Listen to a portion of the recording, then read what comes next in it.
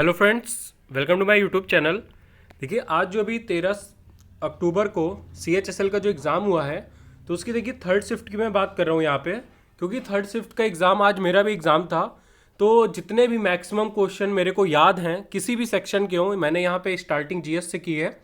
तो GS है, उसके बाद फिर रीजनिंग के भी कुछ क्वेश्चंस हैं, मैथ के हैं, इंग्लिश के कुछ क्वेश्चंस हैं, सब क्वेश्चंस की बात करेंगे।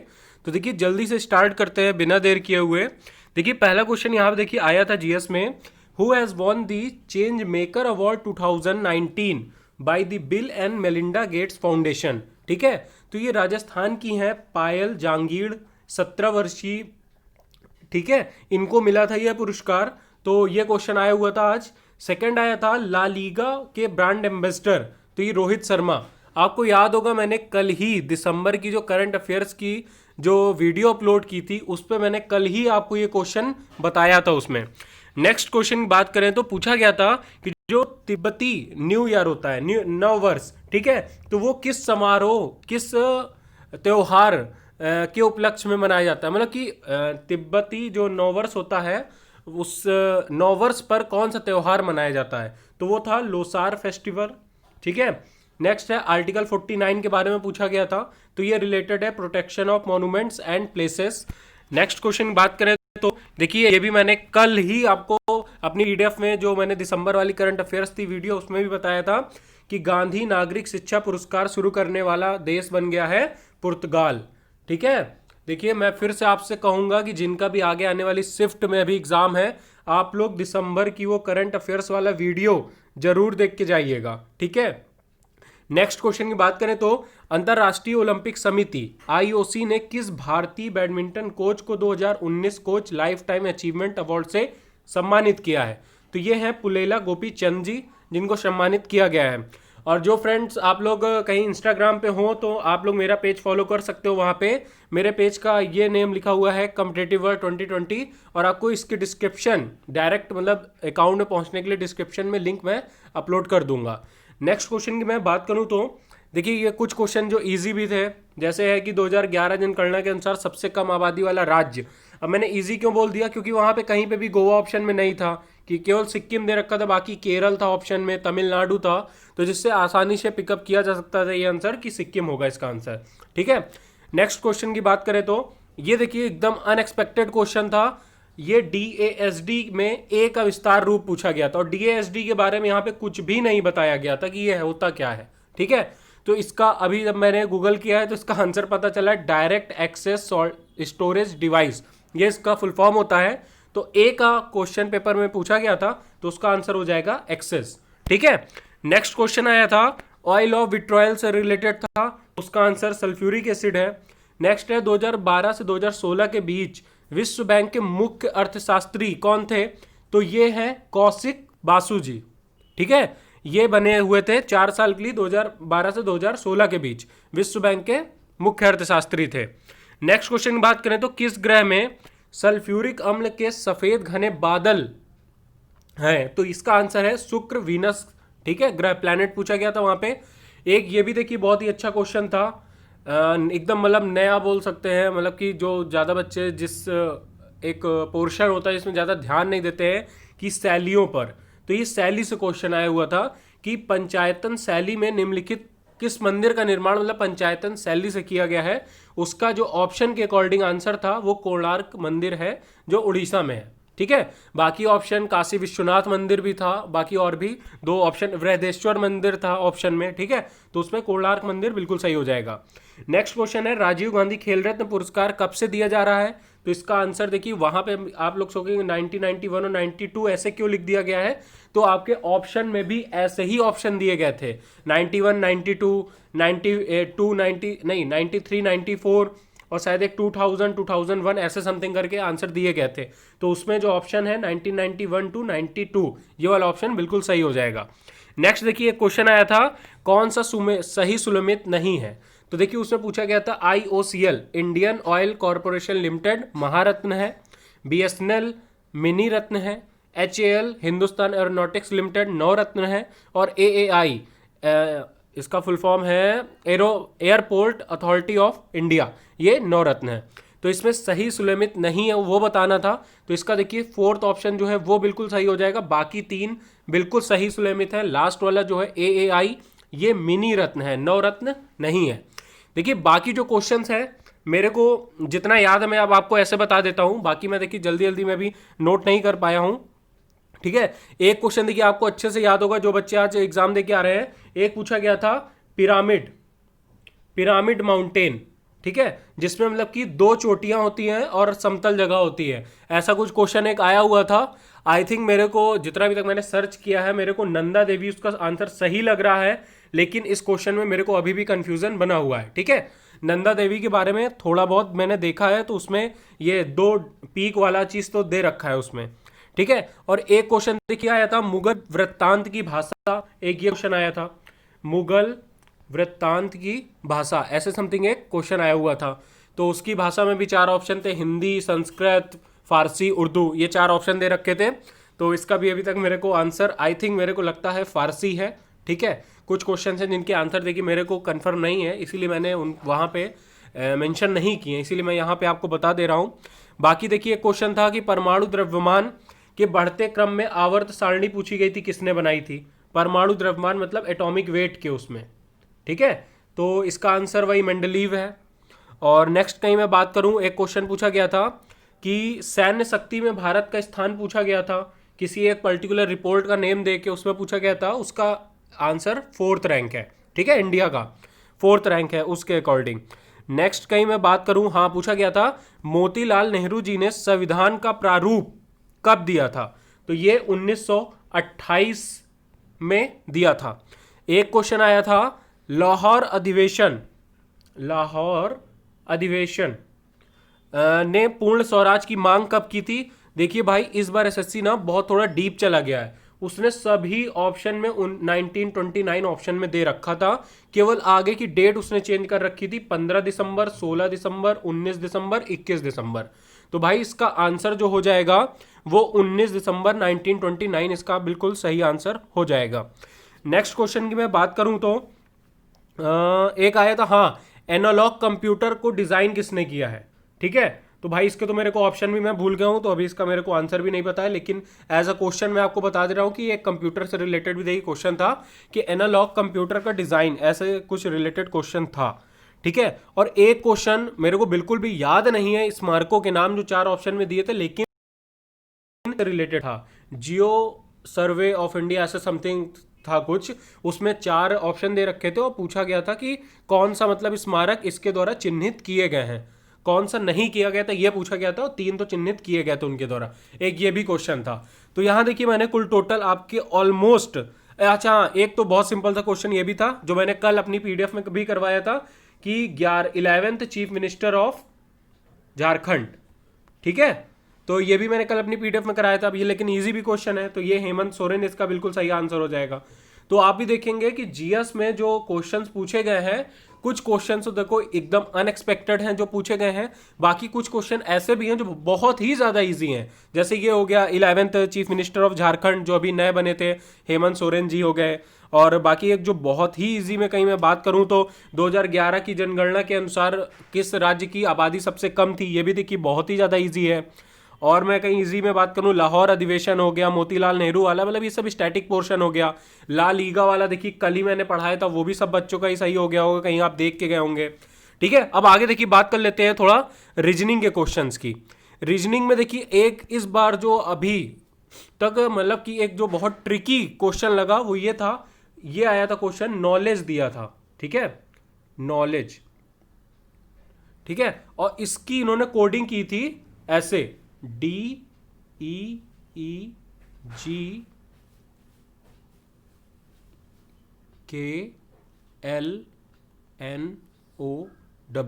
ठीक है, ये इसकी कोडिंग दे दी गई थी, 2 2 4 2 6 2 8 1 9, 2 2 4 2 6 2 8 1 9, हाँ यही एकदम एग्जैक्ट क्वेश्चन आया था। और फिर पूछा गया था सीरियल,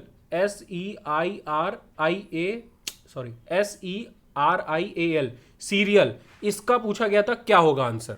ठीक है, अब भाई इसका देखो आप लोग खुद से एक बार वीडियो पॉज करके जरा कोडिंग देखो, नॉलेज को इस फॉर्म में कैसे लिखा जा सकता है। DEEGKLNOW, ये आया था वहां पे, ठीक है। और सीरियल का पूछ रहा था। तो भाई देखो, आपने पॉज करके कर लिया हो तो बहुत अच्छी बात है, ना हुआ हो तो इसका लॉजिक जान लो। इन्होंने इसको अल्फाबेटिकल ऑर्डर में सेट कर दिया है, ठीक है। इसमें देखो कहीं हम लोग डिक्शनरी के अकॉर्डिंग कहीं सेट करें तो सबसे पहले इसमें देखो डी आएगा, तो ये देखो डी यहाँ पे आया है, फिर उसके बाद ई है दो बार देखो ई आया है, फिर GKLNOW, ठीक है। ये देखो बहुत ही मतलब डिफरेंट सा लॉजिक है, तो हो सकता है आगे आने वाली शिफ्ट में भी आ सकता है, ठीक है। तो इसको बहुत अच्छे से प्रिपेयर कर लो और अब दिमाग में इसका एकदम इसको बैठा लो कि कहीं कोई आएगा क्वेश्चन तो एक बार इसको भी चेक करना है आपको अब। तो इसी तरह सीरियल का पूछा गया था, तो आंसर अब अपने को मिल जाएगा। क्या हो जाएगा आंसर? SERIAL। इसका क्या हो जाएगा? सबसे पहले ए आ जाएगा, फिर ई, फिर आई, फिर आर, सॉरी SERIAL। तो सबसे पहले AEILRS, ये इसका बिल्कुल करेक्ट आंसर हो जाएगा, ठीक है। नेक्स्ट क्वेश्चन की मैं बात करूं, देखो एक क्वेश्चन काउंटिंग ऑफ फिगर से आ ही रहा है, ठीक है, काउंटिंग ऑफ फिगर से। तो भाई देखो कहीं इजी हो तो ही तुरंत करना, वरना फर्स्ट अटेम्प्ट में उसको छोड़ देना, लास्ट में आपके पास टाइम बचे तो ही उसको अटेम्प्ट करना, ठीक है। वरना काउंटिंग ऑफ फिगर वाले क्वेश्चंस ऐसे होते हैं कि बच्चा उसमें लगा रहता है, वो सोचता है कि नहीं नहीं हो रहा है हो रहा है हो रहा है, क्योंकि उसमें केवल गिरना होता है यार, वो बहुत एकदम डिफरेंट सा फिगर कोई भी बना के दे देते हैं, ठीक है। तो उसमें केवल गिनना होता है और बच्चा सोच रहा होता है कि यार कर तो रहा हूं मैं, हो तो रहा है मेरे से, लेकिन आपसे हो जरूर रहा है, लेकिन टाइम उसमें बहुत ज़्यादा कंज्यूम हो जाता है आपका और आपको पता नहीं चलता है। तो इस क्वेश्चन को सबसे लास्ट के लिए छोड़ देना बिल्कुल, ठीक है। लास्ट में आपको टाइम मिले तो ही इस पे वापस आना। चलो नेक्स्ट क्वेश्चन में बात करूं जो आया था, देखिए एक क्वेश्चन था चिकित्सक, ठीक है, एक कॉमा शल्य चिकित्सक, शल्य चिकित्सक और कॉमा महिला, इसका पूछा था वैन आरेख बनाओ। तो भाई देखो चिकित्सक, शल्य चिकित्सक, महिला, तो भाई जो शल्य चिकित्सक होंगे वो चिकित्सक तो होंगे ही, तो भाई ये शल्य चिकित्सक का कहीं चला गया तो ये चिकित्सक हो जाएंगे, ये शल्य चिकित्सक है तो ये चिकित्सक बिल्कुल सही है। अब भाई महिला चिकित्सक भी हो सकती है और शल्य चिकित्सक भी हो सकती है महिला, तो भाई इसको ऐसे महिला वाला कर दो, बस ये बिल्कुल इसका सही आंसर हो गया। तो जिन भी स्टूडेंट्स ने ये करेक्ट किया होगा बिल्कुल सही हो गया होगा उनका आंसर, ठीक है। नेक्स्ट दो क्वेश्चन में बात करूं, वो आया था IF की उन्होंने कोडिंग दी थी 225, बट BUT बट की इन्होंने दी थी 1829 और पूछ रहा था स्लिप की, ठीक है, इसकी पूछ रहा था। तो देखो इससे आपको थोड़ा सा अंदाजा यहां लगना चाहिए।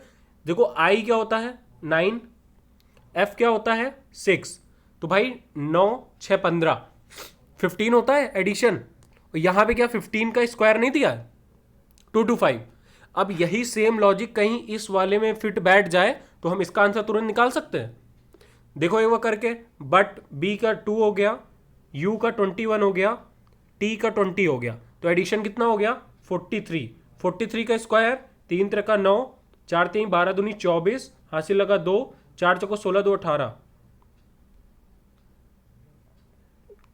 यहाँ पे फिर 4 होगा भाई, ठीक है, क्योंकि ये स्क्वायर पर्टिकुलर बन रहा था एकदम, 3 3 का 9, 3 चौको 12 दूनी 24, हाँ यहाँ पे 81849 था, ठीक है। तो ये भी एकदम एग्जैक्ट स्क्वायर बन रहा था। इसी तरह यहाँ पे स्लिप का पूछा गया था, तो यहाँ पे एडिशन करने में 56 आ रहा था, क्योंकि मैं अभी पेपर दे के आया हूँ, मेरे को बहुत अच्छे से याद है, इसका एडिशन 56 आ रहा था, 56 का स्क्वायर 25 में 6 ऐड कर दिया 31 और 6 का स्क्वायर 36, तो इसका आंसर 3136 बिल्कुल सही आ जाएगा इसका आंसर, ठीक है। नेक्स्ट क्वेश्चन की मैं बात करूं, देखिए एक ये आया था स्क्वायर फॉर्म में था, ऐसे रेक्टेंगल फॉर्म में, स्क्वायर भी नहीं बोलेंगे, ऐसे था, यहाँ पे 10 6 8 30 34 32 18 और यहाँ पे क्वेश्चन मार्क था, ठीक है, और यहाँ पे 40, ये वहां वाला टर्म पूछ रहा था क्या आएगा, ठीक है। अब इसका लॉजिक देख लो, बहुत सिंपल सा दे रखा था, बस वहां पे ये है कि आपके देखने के ऊपर होता है कि क्वेश्चन देख के आपको तुरंत कितनी जल्दी लॉजिक वहां समझ आ रहा है। तो यहाँ पे देखो लॉजिक ये है कि भाई ऊपर के दो जो है रो, इनके दोनों का एडिशन और नीचे वाले उसमें एवरेज दे रखा है, मतलब एडिशन ऊपर वाले को 2 का करके और बाई 2 कर दो, जिससे कि एवरेज एक तरीके से ऊपर वाले 2 का एवरेज नीचे वाले में दे रखा है। 10 6 16 एवरेज क्या हो जाएगा, मतलब 16/2 तो 8 और 30 + 34 64/2 32 18 + x मान लो 18 + x/2 इज इक्वल टू कितना दे रखा है 40। तो ये x की वैल्यू कितनी आ जाएगी 62 आ जाएगी वैल्यू। ठीक है 62 ही वहां पे बिल्कुल इसका करेक्ट आंसर था। ठीक है नेक्स्ट क्वेश्चन की मैं बात करूं, देखिए ये वाला क्वेश्चन देखिए रीजनिंग में ही इन्होंने पूछ लिया था, बोल दिया था कि 2 रुपए के कुछ सिक्के हैं, 5 रुपए के हैं, 10 रुपए के हैं, 20 रुपए के, मतलब ये नोट हो गए और ये सिक्के थे, ऐसा समथिंग था। और इनका जो टोटल अमाउंट था वो 440 था।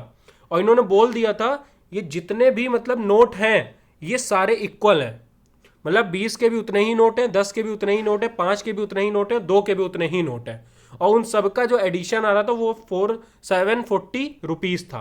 तो भाई हम कहीं सबके क्वांटिटी एक्स मान सकते हैं कि भाई 2 के एक्स रहे होंगे तो 2x हो गए, 5 तो रुपए कितने हो गए 2x हो गए। कहीं 2 के एक्स नोट हैं तो उनकी वैल्यू कितनी होगी ओवरऑल 2x हो गई। 5 के कहीं x हैं तो ओवरऑल वैल्यू कितनी होगी 5x। इसी तरह 10 के 10x, 20 के 20x, इन सब का एडिशन इसने दे रखा था 740। तो ये जो 37x आ गया ये 740 के बराबर है, तो x की वैल्यू कितनी आ गई 20 आ गई, और 20 इसका बिल्कुल सही आंसर था वहां पे एग्जाम में। ठीक है नेक्स्ट क्वेश्चन की मैं बात करूं, हाँ देखिए एक सिलोगिज्म का क्वेश्चन था सेलॉक्स का, और वो ऐसे था क्वेश्चन कि some men are animals, M A, हमने एम को बोल दिया मैन, ए को एनिमल, और लिखा था ऑल एनिमल्स आर रिवर, तो ऑल एनिमल्स आर रिवर हो गई, and all rivers are trees. तो ये ऐसे इसका सेलॉक्स का मतलब वेन डायग्राम फिगर इससे बन गया था। अब उसके बाद जो पूछा गया था कि सम रिवर्स आर मेन, बिल्कुल सही है भाई, ये वाले पोर्शन में देखो रिवर भी आ रहा है और मेन भी आ रहा है, तो बिल्कुल सही था फर्स्ट स्टेटमेंट। सेकंड स्टेटमेंट था all trees are animals, all trees are animals, ये बिल्कुल इनकरेक्ट था, क्योंकि इतने पोर्शन में जो ट्रीज हैं वही तो केवल एनिमल्स हैं, बाकी ये वाले पोर्शन वाली भी तो ट्री हैं भाई, वो थोड़ा ना एनिमल है। और तीसरा था ऑल ट्रीज आर रिवर्स, ये भी गलत था, क्योंकि ये वाले पोर्शन वाले तो ट्री तो रिवर हैं, लेकिन ये वाले पोर्शन वाले ट्री रिवर नहीं है, तो ये भी गलत हो गया। केवल स्टेटमेंट फर्स्ट उसमें केवल करेक्ट था। ठीक है वाला स्टेटमेंट बिल्कुल करेक्ट हो जाएगा। नेक्स्ट मैं बात करूं, देखो एक आया था ऐसा फिगर बना हुआ था,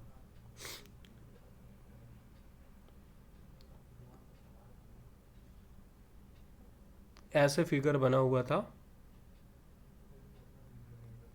ठीक है ये, और पूछा गया था इसका मिरर इमेज पूछा गया था, बोल रहा था कि राइट हैंड साइड में यहां पे एक मिरर लगा दिया गया है, तो पूछ रहा था इसका मिरर इमेज क्या होगा। देखो कहीं आपको मिरर इमेज का बिल्कुल भी आइडिया ना हो तो मैं देखो यहाँ पे बहुत जल्दी देखो इसी क्वेश्चन को समझाऊंगा, आपको देखो बहुत कुछ क्लियर हो जाएगा। ठीक है देखो इस वाले पोर्शन में देखो कोई भी चेंजेस नहीं आएंगे, ये ऐसे कैसे आ जाएगा। बस मिरर में आप हमेशा एक चीज याद रखना, जितनी दूरी यहां से यहां तक की होती है उतनी ही दूरी यहां से यहां तक की होती है। इट मीन्स कि ये वाली आईज जो है देखो इस टाइम देखो ये लेफ्ट हैंड साइड में है, ठीक है ये वाली, तो ये वाली अब चली जाएगी राइट हैंड साइड में यहां पे। क्यों? क्योंकि जो मिरर से दूरी है वो देखो इतनी है भाई, ठीक है, और इसकी दूरी केवल इतनी है, तो इतनी दूरी जो है इतनी, ये तो भाई इतनी बस हो जाएगी कंप्लीट। तो ये वाली जो आई है वो यहां नहीं आ जाएगी, आ जाएगी, और ये वाली आई यहां चली जाएगी। ठीक है अब देखो, अब ये देखो इस तरफ देख रहा था तो भाई इससे इसको दूरी देखो यहां देख रहा है, तो भाई इसकी भी इससे दूरी यहां कर लो, तो ऐसे देख रहा होगा अंदर की तरफ। ठीक है ऐसे ही ये है तो ये भी अंदर की तरफ यहां से देख रहा होगा।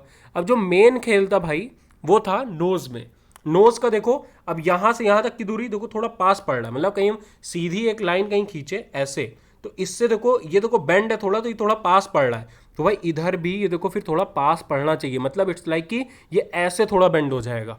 देखो एकदम क्लियर ऐसे सिंपल सीधे होता तो ये ऐसे होना चाहिए था, लेकिन जब ऐसे बेंड हो गया है तो यहां से मिरर से इसकी दूरी देखेंगे, देखो ये जो सेंटर वाला पार्ट है इससे थोड़ी सी देखो कम आ रही है, पहले ही यहां पे आके रुक जा रहा है, तो वैसे ही ये कहीं सेंटर वाला पोर्शन ये है तो भाई यहां से इसकी दूरी थोड़ी सी आके रुक जाएगी। इट्स लाइक कि जो इसका फिगर बनेगा, देखो मैं यहां पे बिगाड़ देता हूं थोड़ा, देखो नया एक बार फिगर बना देता हूं, एक सेकेंड बस,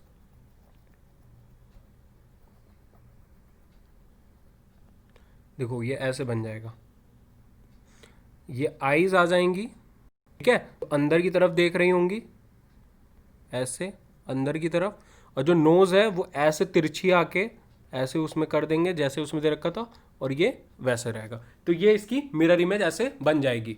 तो इससे आपको काफ़ी आइडिया लगा होगा जिन लोगों का भी अभी कल या परसों में पेपर है उनके लिए, ठीक है। नेक्स्ट देखिए क्वेश्चन आया था ट्रिपलेट्स वाला। ट्रिपलेट्स कैसे थे, वो ऐसे दे रखे थे 6, 42, 1890। अब भाई इसको केवल सॉल्व करने में ही ना बच्चों की बहुत हालत खराब होती है, क्योंकि ये अभी नया फॉर्मेट है टीसीएस का। अभी पिछले साल से ही 2019 की 2018 से ही बस ये क्वेश्चन, जब से टीसीएस को वेंडर मिला है तब से ही बस ये क्वेश्चंस आने स्टार्ट हुए हैं। उसके पहले ये क्वेश्चंस कभी नहीं आते थे, ठीक है। तो इनका भी लॉजिक देख लेते हैं कैसे है। देखो इसमें क्या किया गया है, 6 का नेक्स्ट टर्म जो होता है 7, उसका देखो मल्टीप्लाई किया गया है, तो यहां देखो 42 आ गया है, ठीक है। अब भाई 42 से 1890 कैसे आया है, तो भाई इसका कोई किसी ना किसी तरह तो मल्टीप्लिकेशन हुआ ही होगा, क्योंकि जब इतना कोई बड़ा नंबर आ जाता है तो हमको ये तुरंत आइडिया लग जाना चाहिए कि कहीं ना कहीं कोई ना कोई मल्टीप्लिकेशन जरूर यूज हुआ है। तो ये जो मैंने वहां पे एग्जाम में किया था, तो मैं आपको तुरंत बता देता हूं, तो ये 42 इंटू 45, ठीक है, तो ये +3 करके ये आ गया था। तो इसी के कहीं ऑप्शन की मैं बात करूं तो चारों ऑप्शन तो मेरे को याद नहीं है, लेकिन जो इसका सही ऑप्शन था वो आई थिंक 2,6,54 यही रहा होगा। देखो मैं भी क्लियर नहीं हूं, एसएससी की जब आंसर की आएगी तो ही क्लियर हो पाएगा।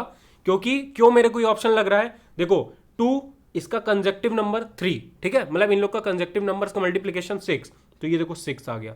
सेम यही कॉन्सेप्ट चल रहा है, 6 का कंजेक्टिव 7, तो दोनों का मल्टीप्लीकेशन 42।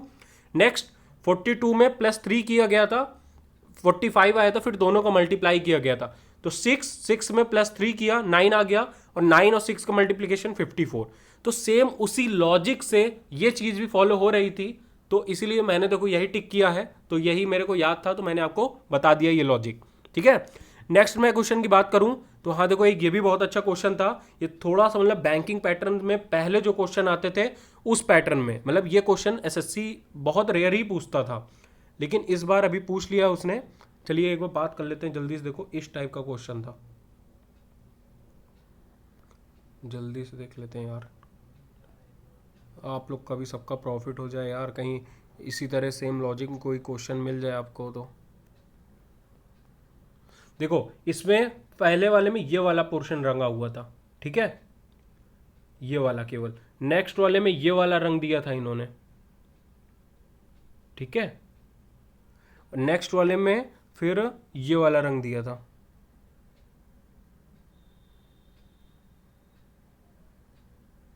ठीक है। उसके बाद इन्होंने रंग दिया था ये वाला, और उसके बाद फिर इन्होंने रंग दिया था ये वाला, ठीक है। तो इस क्वेश्चन में ना बच्चों ने बहुत टाइम लगाया होगा, और फिर पूछ रहा था इसी सीक्वेंस में नेक्स्ट क्या होगा, ठीक है, ये पूछ रहा था।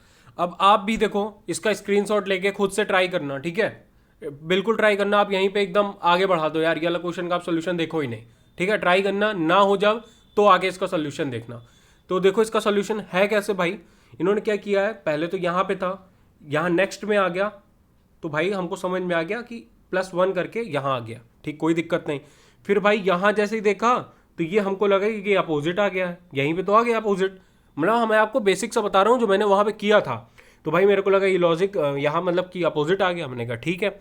लेकिन नेक्स्ट फिर मैंने देखा तो फिर यही वाला पोर्शन यहाँ पे आ गया, तो फिर मेरे को बिल्कुल अंदाजा ही नहीं लग पाया। फिर यहाँ देखा मैंने तो ये भी फिर रिपीट होने लगा, तो मैं फिर इसी का जोड़ा ढूंढने लगा, वहाँ पे कोई मिला ही नहीं ऑप्शन में, ठीक है।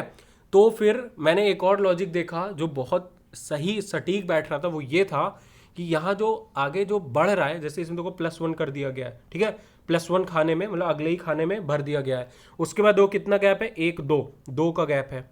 उसके बाद कितना गैप है, 1 1 2 3 4 4 का गैप है भाई, 4 के बाद नेक्स्ट वाले में आ गया, ठीक है। उसके बाद कितने का गैप है, एक तरीके से इसमें देखो 0 का ही गैप है यार, गैप किसी का नहीं है, पर नेक्स्ट वाले में आ गया, 0 का है, फिर 2 का है, फिर 4 का है। इस पे देखो मतलब 1 2 3 4 5 6 6 के बाद यहाँ ये देखो आ गया, ये वाला देखो आ गया, ठीक है, तो 6 का गैप है। तो भाई नेक्स्ट में तुम देखो 0 2 4 6, तो नेक्स्ट में क्या 8 का गैप के बाद नहीं बनेगा, ये भी तो एक सीरीज चल रही है अपनी। तो 8 के बाद कैसे बनेगा अब? 1 2 3 4 5 6 7 8, तो यहाँ वाला पोर्शन नेक्स्ट वाले में भर जाएगा, ये वाला पोर्शन। ठीक है, एक तरीके से यही जो पिछला वाला था यही वाला फिर से आ जाएगा आंसर। ठीक है, ये और ये ऑप्शन में भी था। चलो नेक्स्ट क्वेश्चन की हम बात करते हैं। चलो अच्छा, मैथ के अब क्वेश्चन की बात कर लेते हैं भाई। मैथ का आप लोग बहुत बेसब्री से वेट कर रहे होगे। कहाँ से मैथ स्टार्ट करें? चलो जियोमेट्री से स्टार्ट करते हैं। जियोमेट्री में देखो एक क्वेश्चन जो आया था ऐसे था। ठीक है, ये ए पॉइंट था, ठीक है, ये पी, ये क्यू, ये ओ। ठीक है, अब हमको इतना सा लॉजिक देखो भाई पता होना चाहिए। क्या पता होना चाहिए? देखो जो क्वेश्चन था पहले मैं वो बता देता हूँ आपको कि एक वृत्त है जिसके बाहर ए बिंदु से दो टेंजेंट, जो दो स्पर्श रेखाएं खींची गई हैं, ए पी और ए क्यू। ठीक है, ये हमने खींच दी है यहाँ पे। और जो एंगल है पी ए क्यू, इसकी वैल्यू दे दी गई थी 80 डिग्री, तो ये 80 डिग्री दे दी गई है। बाकी पूछ रहा था, ये ओ है, ओ वृत्त का केंद्र है, पूछ रहा था पी ओ क्यू की वैल्यू क्या होगी। तो भाई इतना याद रखना, जो टेंजेंट होती है और कहीं केंद्र से, ठीक है, ये वाला कहीं इस पर लंब डाला जाए, ठीक है, क्योंकि ये त्रिज्या ही होती है तो ये लंब होती है, तो ये भाई 90 डिग्री हमेशा होता है। ये 90 होता है तो ये भी 90 होता है, क्योंकि ये भी तो वही टेंजेंट है और ये भी तो वही त्रिज्या है। तो भाई ये 90 है, ये 90 है, ये 80 है, तो भाई ये है तो एक अपना क्वाड्रिलेटरली, तो सबका योग कितना होता है? 360 तो होता है भैया। तो 80 + 90 + 90 + x = 360, तो x की वैल्यू कितनी? 100 आ जाएगी। ठीक है, तो 100 डिग्री इसका बिल्कुल सही आंसर हो जाएगा। नेक्स्ट क्वेश्चन की मैं बात करूं, नेक्स्ट यार देखो क्वेश्चन देखो, अब एग्जैक्टली मेरे को वैल्यू नहीं याद है, लेकिन किस तरह का क्वेश्चन था ये हम आपको बता देते हैं। एक ये क्वेश्चन था, ठीक है, और इसका मिडिल पॉइंट दे रखा था, ये ए बी सी त्रिभुज है और इसके एल और एम मिड पॉइंट है। ठीक है, तो इस पे ये जो क्वेश्चन था ये ऐसे था, एक एंगल यहाँ का दिया था, एक एंगल ये दिया था। ठीक है, दो एंगल दिए थे, कुछ भी मान लो यार, इनको 70 मान लो, 80 मान लो। ठीक है, हमें सपोज डेट एंगल मान रहा हूँ। ठीक है, और ये फिर हमको पता चल गया कितना हो जाएगा? 30 हो जाएगा। तो भाई अपने से जो एंगल पूछा था वो ये ना पूछ के इन्होंने नीचे वाला पूछा था। अब देखो भाई ये कहीं मिड पॉइंट से कहीं आपस में मिलाए गए हैं, बीसी के समांतर ये होते हैं दोनों। ठीक है, कहीं ये दोनों कहीं समांतर हैं लाइंस, ये एलएम और बीसी, तो ये कहीं 30 है, तो भाई ये भी तो 30 होगा क्योंकि तिर्यक रेखा तो सेम है दोनों के लिए। कहीं ऊपर वाला 30 होगा तो क्या नीचे वाला 180 - 30 नहीं होगा? क्योंकि एक रेखा पे, ये वाली रेखा पे ये पूरा एंगल तो 180 होता है ना। ऊपर वाला हमको 30 मिल गया इतना, तो ये कितना हो जाएगा? 180 - 30, तो 150। देखो इसकी मैंने वैल्यू अपने अकॉर्डिंग चेंज कर ली है, एग्जाम में क्या वैल्यू आई थी मेरे को एग्जैक्टली याद नहीं है। ठीक है, चलो नेक्स्ट क्वेश्चन की मैं बात करता हूं। नेक्स्ट क्वेश्चन था इसी टाइप का, सेम क्वेश्चन था, उस पर मतलब कि ये मतलब मिड पॉइंट नहीं थे, केवल ऐसे दे दिया था ए बी सी और एम एन। ठीक है, अब इसमें दे दिया था, यहाँ पे कुछ वैल्यू दे दी थी एक्स सपोज डेट, और यहाँ पे दे दी थी वाई, यहाँ सपोज डेट जेड दे दी थी, और पूछ रहा था इसकी वैल्यू क्या होगी। ठीक है, तो भाई इसका देखो कॉन्सेप्ट क्या होता है, ये होता है समरूप त्रिभुज से, क्योंकि ये वाला जो त्रिभुज है ए एम एन और जो ए बी सी, ठीक है, तो ये भाई साहब देखो जो x है ये किसके इक्वल हो जाएगा, मतलब अपॉन जो इनका रेशियो होगा x + y, x ये वाला ए एम और ए बी कितनी है x + y = कितना हो जाएगा? ए एन, मतलब z अपॉन जेड प्लस कुछ भी इसको मान लो जो निकालना हो, तो सपोज ए कैपिटल ए मान लो। ठीक है, ये हमको डिफाइन करना था। तो भाई देखो वहां पे x की भी वैल्यू दे रखी थी, y की भी दे रखी थी, z की भी दे रखी थी, केवल हमको a की वैल्यू वहां निकालना था, तो वो तुरंत आंसर आ जाएगा। आई थिंक इसका आंसर 6 आ रहा था, लेकिन बाकी वैल्यूज क्या थी मेरे को ये याद यहाँ नहीं है। ठीक है, नेक्स्ट क्वेश्चन में बात करूं, देखो डीआई के वहां देखो 4 क्वेश्चन हमारे में आए थे, वो भी डीआई के क्वेश्चन एक साथ नहीं आ रहे हैं। ठीक है, आपको देखो मैं ट्रिक बता सकता हूं एक, ये कि जैसे ही आप कोई डीआई का क्वेश्चन देखा करो, आप रफ सीट में एकदम कॉर्नर में ऊपर की तरफ उसका नंबर लिख लिया करो। ठीक है, नंबर लिखने में ज़्यादा टाइम नहीं लगेगा यार, 1 से 25 के बीच में ही तो क्वेश्चन होते हैं। सपोज दैट आपके में पहला क्वेश्चन हो गया 19 नंबर हो गया, और 12 नंबर हो गया, 23 नंबर हो गया, तो ऊपर जल्दी से ना इनको नोट कर लिया करो, और लास्ट में ट्राई किया करो कि चारों क्वेश्चन या पांचों क्वेश्चन एक साथ ट्राई करने का ट्राई किया करो। क्यों क्यों बता रहा हूं? क्योंकि भाई देखो, जो डेटा है तुमने पहले क्वेश्चन के लिए निकाल के रख लिया होगा, ठीक है, अब उसके बाद सपोज दैट दूसरा क्वेश्चन 12वें नंबर पे है, अब यार बीच में तुम वहां पे 10 क्वेश्चन अटेम्प्ट कर चुके हो, रफ सीट में तुमको ध्यान भी नहीं होगा तुमने पहले क्वेश्चन का डेटा कहाँ पे निकाल के रखा था। और हो सकता है कि जो 12वें नंबर का क्वेश्चन है डीआई का, हो सकता है कि उसी डेटा से ही उसका आंसर निकल रहा हो, और पता चले आपने वो ध्यान नहीं दिया है, रफ सीट में आपने उसी में गुजर पुजर पूरा कर दिया है, तो पता चला आपको दोबारा फिर से कैलकुलेशन करनी पड़ रही है। तो इस बेसिस पे मैं बता रहा हूं कि डीआई के जो क्वेश्चन होते हैं, ठीक है, करते जाओ। तुमको कहीं लगता है कि यार इजी, मतलब कि सबसे पहले अटेम्प्ट करना है, तो एक काम किया करो, डीआई के ही फिर चारों क्वेश्चन अटेम्प्ट कर लिया करो, जल्दी जल्दी देखते चले जाया करो क्वेश्चन, पढ़ा मत करो बाकी क्वेश्चन। यार डीआई है, तुरंत फिगर तो समझ में आ जाता है ना, बस वहीं पर रुक जाया करो तुरंत। पहला क्वेश्चन जैसे अटेम्प्ट किया तुमने डीआई का, फिर नेक्स्ट नेक्स्ट नेक्स्ट करते चले गए, जहां तुमको फिगर दिखा तुरंत क्वेश्चन अटेम्प्ट कर लो, ठीक है। या तो नहीं कर सकते हो तो दूसरा लॉजिक मैंने ये बता दिया कि साइड कॉर्नर में रफ सीट के क्वेश्चन नंबर नोट कर लिया करो, किसमें डीआई आई हुई है, ठीक है। तो इसके देखो 4 क्वेश्चन आए थे, तो आगे वाली शिफ्ट में भी हो सकता है 4 से 5 क्वेश्चन आपको देखने को मिल सकते हैं। नेक्स्ट क्वेश्चन देखो, कहीं अलजेब्रा की मैं बात कर लूं तो है कि एक क्वेश्चन था एक्स वाई बराबर 16, x square plus y square बराबर 32, तो पूछ रहा था एक्स प्लस वाई की वैल्यू क्या होगी। भाई ये वाला क्वेश्चन जो है, ठीक है यार, अलजेब्रा के मोस्टली जितने क्वेश्चन आ रहे हैं सब वैल्यू पुटिंग मेथड से हो जाएंगे, सारे के सारे। कैसे हो जाएंगे यार? देखो 16 आ रहा है, तुम खुद समझते हो, क्या 4 गुणे 4 नहीं कर सकते हो? ये तो 8 गुणे 2 होगा, या ये तो 2 बन रहे हैं केवल, या 16 गुणे 1 चलो मान लो भाई, ठीक है। अब यहाँ देखो स्क्वायर के सम की बात हो रही है, अब स्क्वायर का सम करना, यहाँ 32 है भाई, क्या 16 का स्क्वायर यहाँ हो सकता है? 256 होता है, यहाँ तो हो ही नहीं सकता सम में। तो भाई ये वाला लॉजिक अपना 16 गुणे 1 वाला कैंसिल हो गया। 8 का होता है 64, भाई यहाँ कहीं 64 आ जाएगा, तो यहाँ 32 कैसे आ पाएगा? तो ये भी नहीं हो सकता। बचा कितना? 4 गुणे 4 वाला ही तो बचा, तो 4 का स्क्वायर 16 प्लस 16, तो ये भी सेटिस्फाई हो गया। तो हमको अपने पास वैल्यू क्या मिल गई? 4 4 की मिल गई।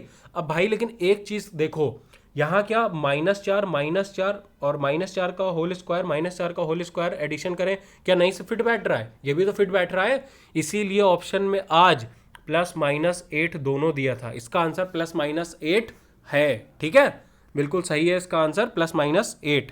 नेक्स्ट क्वेश्चन में बात करूं, ये भी देखो अलजेब्रा का ही क्वेश्चन था, और तुरंत देखो ये भी वैल्यू पुटिंग से हो जाएगा, मतलब गेस हो जाएगा।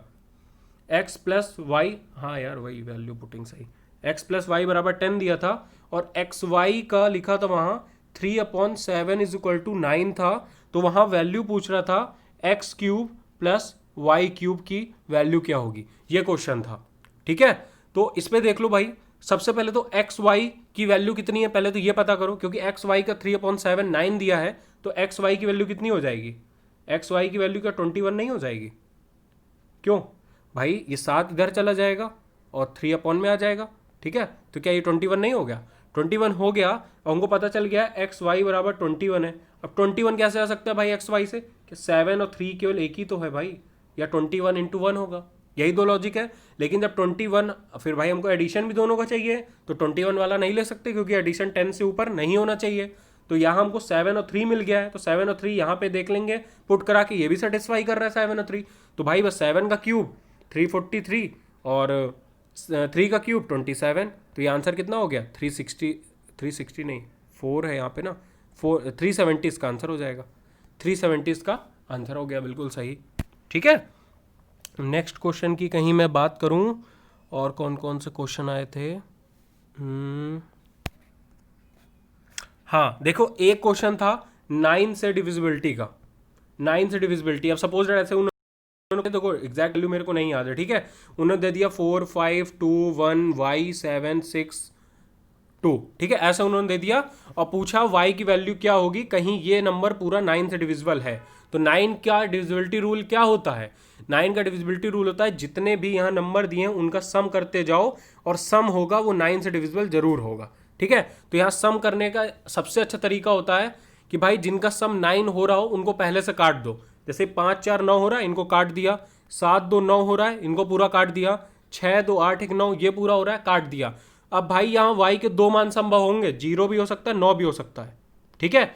वहां पे जो आंसर निकला था वो केवल एक ही आंसर निकला था। यहाँ पे तो मैंने अपने मन से नंबर ले लिया है, इस वजह से यहाँ 2 आंसर आ गए। सपोज दैट यहाँ मैं 1 की जगह 2 ले लेता, ठीक है, तो ये लास्ट वाला फिर नहीं कट पाता। जैसे ये मैंने ये 6 वाला काट दिया था ना, 6 2 1 से जैसे मैंने काटा था, एक मिनट साफ करके अच्छे से बता देता हूँ, ठीक है। यहाँ जैसे 6 लिखा था, ये 2 मैं कर दूं यहाँ पे, तो जैसे 6 2 8 2 10, 10 हो गया, ठीक है। अब 9 से डिविजिबल 10 तो नहीं होता है, लेकिन 18 तो होता है ना भाई। तो कम वाला नहीं कर सकते हम, माइनस में नंबर को ही नहीं ले सकते हैं, हमको आगे वाला ही देखना पड़ेगा। तो 9 से ये ऊपर हो गया तो 18 वाला ही अब डिविजिबल हो सकता है। तो 8 होने की पॉसिबिलिटी अब y की हो गई है, मतलब 8 ही यहाँ केवल हो सकता है, कहीं ये पूरा नंबर 9 से डिविजिबल है। तो देखो भाई मैं तुमको बता दूं, इसी तरह मैंने शायद 9 8 11 इन सब की डिविजिबिलिटी अपने YouTube चैनल में पहले से भी 2-3 वीडियो डाल रखी हैं इस टाइप के क्वेश्चन की, जिसमें डिविजिबिलिटी वाले क्वेश्चन आते हैं। तो आप लोग उनको जरूर से जरूर विजिट करके जाना, ठीक है, बहुत ज़्यादा आपको हेल्प होगी। और मैं कहीं क्वेश्चन की बात करूं, देखो एक क्वेश्चन देखो जैसे बहुत ही मतलब हल्का था कि एक ए टंकी है जो एक ए नल है जो किसी टंकी को 6 घंटे में फुल भरता है, बी है 8 घंटे में फुल भरता है, और जो सी है वो 4 घंटे में खाली कर देता है। तो ये पूछ रहा था टंकी कितने समय में भर जाएगी। तो सिंपल सा है भाई, इन तीनों का क्या एलसीएम सबसे पहले ले लो, 24 आ गया। तो ए के द्वारा 1 घंटे में कितना काम किया जा रहा है, 4 काम, बी के द्वारा 3, सी के द्वारा 6 -6, क्योंकि ये मतलब कि बाहर आए पानी। तो भाई पॉजिटिव में कहीं वर्क है, क्योंकि भर रही है टंकी। क्वेश्चन ये पूछा गया है कि कितने टाइम पे टंकी भर जाएगी। तो देखो 4 3 7 काम 1 घंटे में भर रहा है, और -6 मतलब बाहर निकाल रहा है। तो ओवरऑल वर्क कितना हो रहा है, केवल एक ही वर्क तो हो रहा है, समझ रहे हो, 1 घंटे में केवल एक ही काम तो हो रहा है भाई। और काम करने हैं 24, तो कितना टाइम लगेगा, 24 घंटे। तो बस 24 घंटे इसका बिल्कुल सही आंसर हो जाएगा, ठीक है। और देखो एक क्वेश्चन देखो सिंप्लीफिकेशन का भी आ रहा है। अब सिंप्लीफिकेशन वो कुछ भी दे सकते हैं, ऐसे बड़ा सा वो दे देंगे, खूब बड़ा सा कि मल्टीप्लीकेशन, फिर कोई नंबर, फिर प्लस माइनस, ऐसे समथिंग करके। तो उन सब क्वेश्चन को देखो बहुत आराम से करना, और हमेशा ब्रैकेट से स्टार्ट होता है भाई, ठीक है। सबसे पहले छोटा ब्रैकेट, फिर मंझला ब्रैकेट, उसके बाद फिर बड़ा ब्रैकेट। कहीं बाई चांद रेखा वाला ब्रैकेट दे रखा है कि ये लाइन किसी नंबर के ऊपर है, तो सबसे पहले इसी को ही सॉल्व करते हैं, फिर वो कहीं पे भी दिया हो, ठीक है, सबसे पहले इसी को ही सॉल्व किया जाता है, ठीक है। इस चीज़ को भी ध्यान देना आप लोग। बाकी देखो एक रीजनिंग का क्वेश्चन और मेरे को याद आया है, वो ऐसे दिया था A B C फिर आगे डैश डैश डैश ऐसे दे रखा था, फिर A B ऐसे डैश डैश। तो उसका जो प्योर लॉजिक बन रहा था वो ऐसे था ABCCDDE, ठीक है। इसी तरह बार बार रिपीट मोड में हो रहा था ABCCDDE, ये बार बार रिपीट मोड में ऐसे ही चल रहा था। बाकी देखो एक क्वेश्चन था एवरेज से भी एक क्वेश्चन आया था। एवरेज से क्या क्वेश्चन था, उन्होंने दिया था 35 संख्याओं का एवरेज, उन्होंने सपोज दैट 20 दे दिया था, ठीक है, मैं सपोज मान रहा हूं। फिर उन्होंने स्टार्टिंग की 17 का दे दिया था, लास्ट का 17 का दे दिया था। अब जो एक नंबर बच रहा है, देखो 34 नंबर तो यहाँ हो गए कंप्लीट, लेकिन जो 35वां नंबर एक बच रहा है वो नंबर पूछ लिया था कि वो नंबर क्या होगा। भाई देखो 17 का एवरेज दिया है, लास्ट 17 का एवरेज दिया है, इन दोनों का जो सम आएगा और जो इन लोग का मल्टीप्लिकेशन का सम आएगा, सॉरी कॉन्सेप्ट मैंने गलत बता दिया यहाँ पे, मतलब 35 का मल्टीप्लाई इससे करेंगे तो सम आ जाएगा पूरे इसका 35 संख्याओं का, ठीक है। उसी तरह 17 का जो एवरेज होगा इन लोग का मल्टीप्लिकेशन करेंगे तो 17 का सम आ गया। इसी तरह लास्ट के 17 का जो एवरेज होगा उन लोग का मल्टीप्लिकेशन करेंगे। देखो मैं इनको देखो एग्जांपल लेके ही आपको बता देता हूँ, वरना आप कंफ्यूज बहुत हो गए। जैसे 35 संख्याओं का एवरेज उन्होंने दे दिया है 20, ठीक है। स्टार्टिंग की 17 का एवरेज दे दिया है 25, लास्ट की 17 का एवरेज दे दिया सपोज डेट 15, और पूछ रहे हैं 35वां नंबर क्या होगा, ठीक है। तो इसके लिए लॉजिक क्या होता है कि भाई सम हमको पता होना चाहिए। 35 संख्याओं का सम कितना हो जाएगा, सम क्या होता है एवरेज इनटू नंबर। तो ये अपने पास नंबर दिए हैं, ये अपना एवरेज दिया है, तो इन लोग का मल्टीप्लिकेशन कर दो, तो ये 0 और 35 दूनी 70, तो ये 700, ठीक है, 700 इनका सम आ गया। इस तरह इन 17 का सम कितना आ जाएगा, 25 सत्ते 175, 5 हासिल लगा 17, 25 से कम 25 और 17 42, 425, ये हो गया इज इक्वल टू। अगले का कहीं पूछूं तो इसका कितना हो जाएगा, 15 सत्ते 105 हासिल लगा 10, 15 और 10 200, सॉरी 15 और 10 25, यहाँ 5 आ जाएगा, ठीक है। अब कहीं लास्ट वाला नंबर पूछ भी रहा है तो भाई इन लोग का एडिशन कर दिया हमने, ये कितना हो जाएगा 680 हो गया, 680 हो गया ये 34 नंबर तो हुए, 17 ये 17 ये, और ये 35 संख्याओं का 700 था, तो भाई एक जो नंबर बच रहा है वही तो 35वां नंबर है, और 35वां नंबर क्या हो जाएगा 700 माइनस 680, तो 20 आंसर हो जाएगा। तो ये मैंने एग्जाम्पल लेके आपको बताया है, सेम इसी कॉन्सेप्ट में वहां पे क्वेश्चन आया था, उसमें जो ये थे न्यूमेरिकल डिजिट्स वो डिफरेंट थे। ठीक है भाई, ये भी आपका हो गया। और देखो टिग्नोमेट्री के क्वेश्चंस भी आए थे भाई।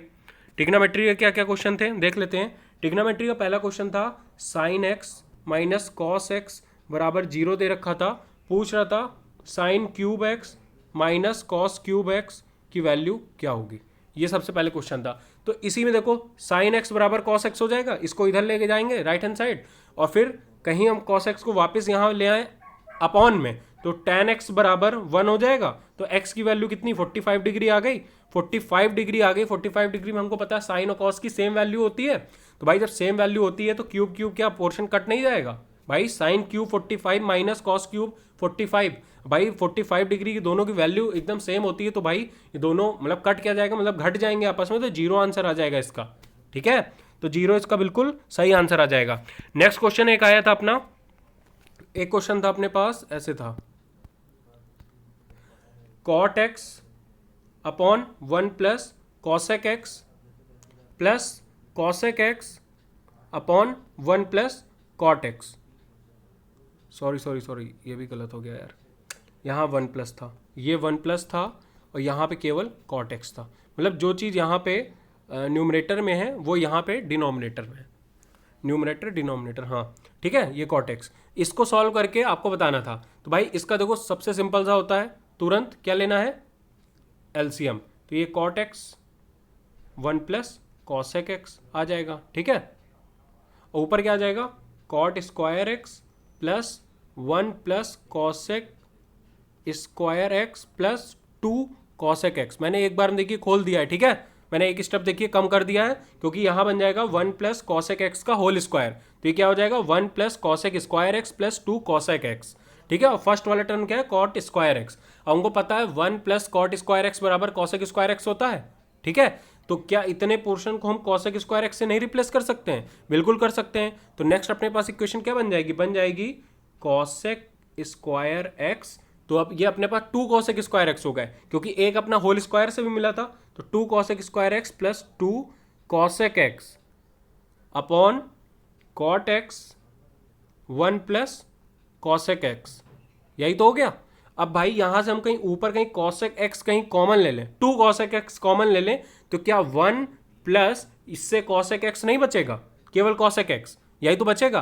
और यही अपने पास नीचे भी दिया है 1 प्लस कॉसेक एक्स, तो ये दोनों ऊपर नीचे कैंसिल आउट हो जाएंगे। तो अपने पास फाइनल इक्वेशन क्या बचेगी, फाइनल अपने पास बचेगी 2 cosec x upon cot x, ये बचेगा। अब इसमें भी इसको मतलब साइन और कॉस में कन्वर्ट कहीं कर लें, तो ये हो जाएगा 2 upon sine x into cos x, और ये साइन एक्स अपॉन में जाएगा तो साइन साइन कैंसिल आउट हो जाएगा। तो 2 अपॉन कॉस एक्स आ गया, और ऑप्शन में 2 सेक एक्स ऑप्शन में दे रखा था।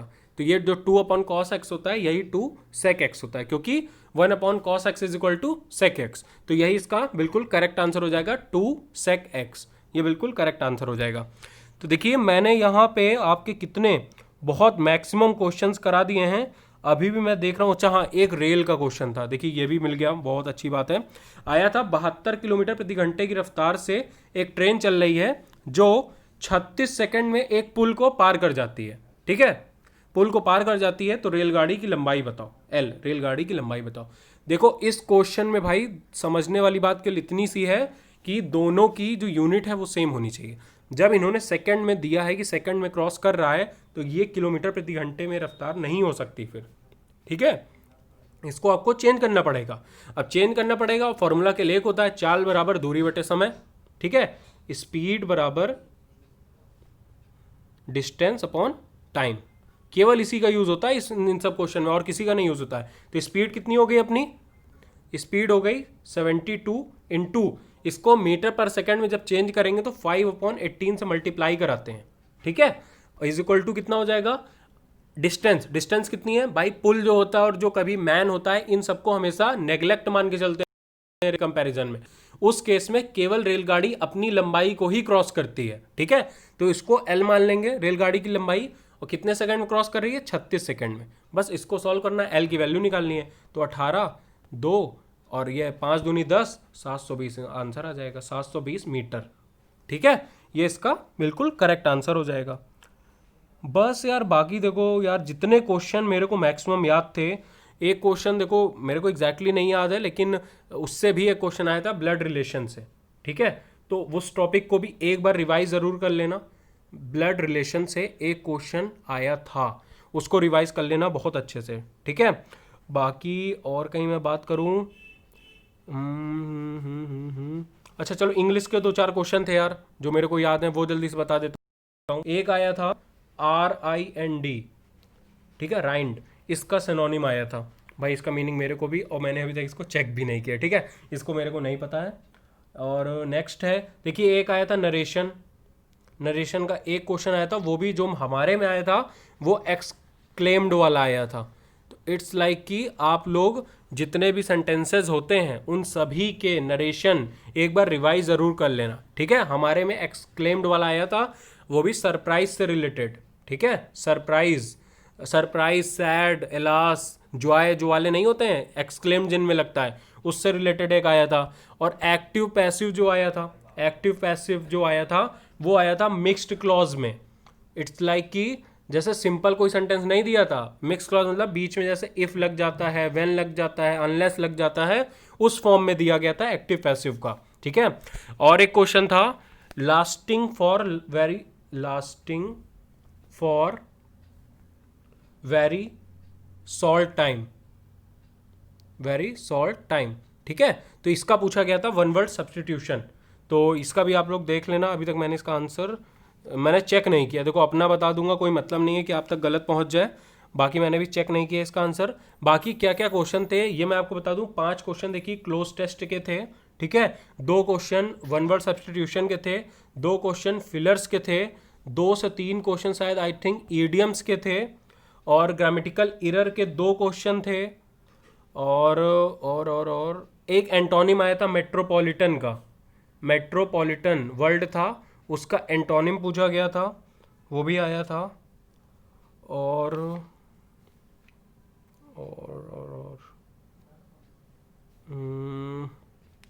बस यार हमको लगता है बस मेरे को आज भर में इतना ही याद था, बाकी कहीं मेरे को याद नहीं। मैंने ये इस बुक का नाम बताया कि नहीं, ये भी पूछी गई थी, दिल्ली सिटीजन करके एक नाम था बुक का, कि किसने लिखी है, ठीक है, दिल्ली सिटीजन।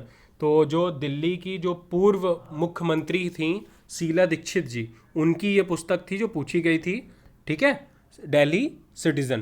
तो एक क्वेश्चन ये भी मतलब बुक से भी आया था, तो मैं आपसे बोलूँगा कि आप लोग बुक वगैरह का भी रिवीजन कर लो, और बेसिकली उन बुक्स को देख लो जो मतलब 2019 में पूछी गई हैं, अभी लेटेस्ट वाली मत देखना, मार्च के बाद वाली, ठीक है, तब से तो एक भी क्वेश्चन नहीं आ रहा है।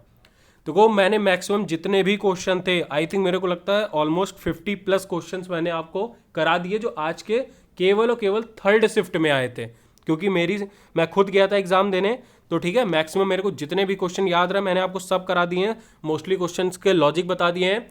तो प्लीज़ ज़्यादा से ज़्यादा लोगों तक देखो शेयर करना, जिससे उनको भी पता चल पाए कि एग्ज़ाम का पैटर्न किस अकॉर्डिंग आ रहा है।